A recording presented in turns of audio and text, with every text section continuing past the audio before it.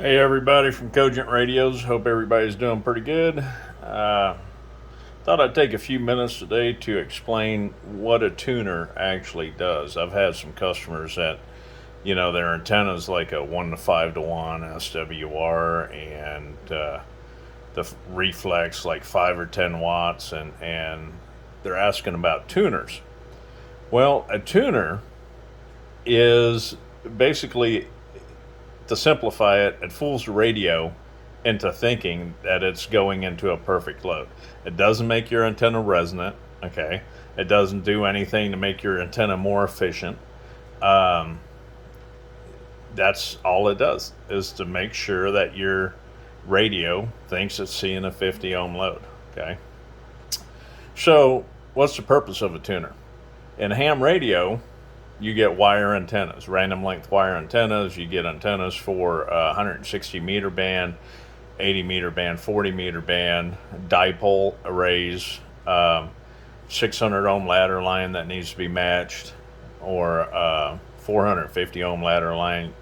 It just, these are antennas that have to be matched. Some antennas are designed to where they're actually within par, which is, in the ham community, it's considered, if it's below 2 to 1 SWR, it's a usable antenna.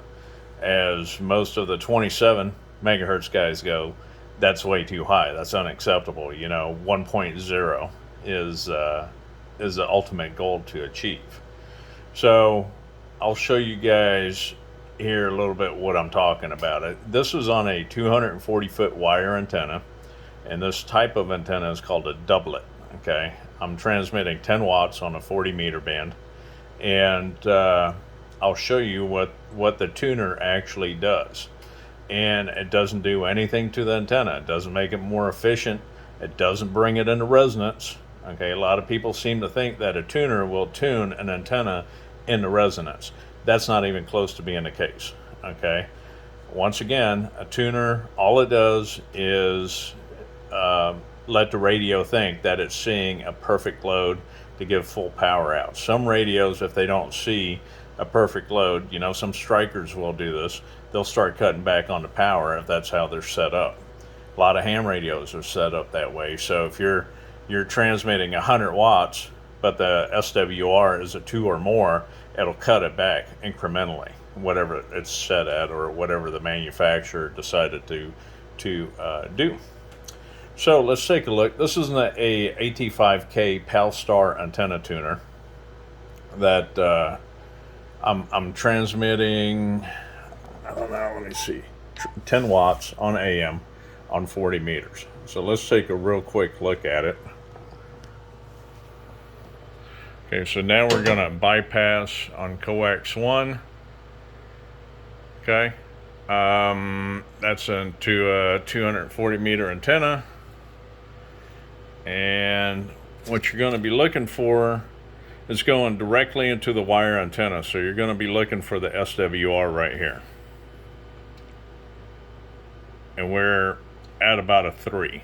Okay, so if I don't like that, and I don't want my radio to be transmitting into a 3 SWR, I put it over there, I add a little bit of capacitance, put some inductance into the circuit, okay?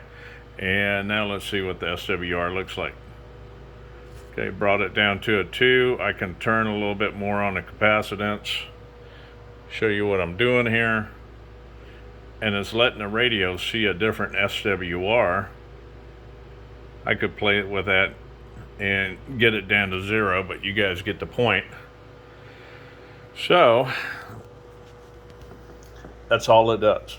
Okay, it didn't make the antenna more efficient. It didn't bring it into resonance. It didn't do any of that. All it does is allow the radio to see a 50 ohm load. Now, I know some of you guys are old hands at this and you think this is super basic stuff. Everybody should know this, but we get new people to the community. We get new people in the hobby that don't understand these things. And hopefully this video helps somebody. You guys have an awesome day, and look forward to making some more videos for you. Appreciate it. Thank you.